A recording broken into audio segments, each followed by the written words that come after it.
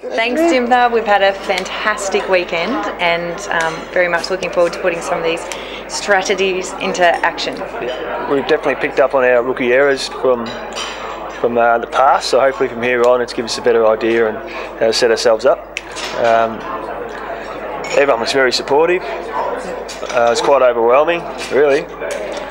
I suppose I got out of it a starting point somewhere, tangible where I can start from. Whereas before I came, there was too many options, too many people out there telling you where to go. But now we got evidence. Now we can tell them where to go.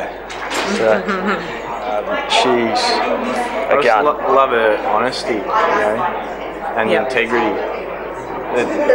From day one, when the business deal went wrong and she took money out to help her clients, she just continues to keep giving to other people. And now we're people who are going to benefit from that, I hope, and then hopefully we can follow suit and help others. That's right.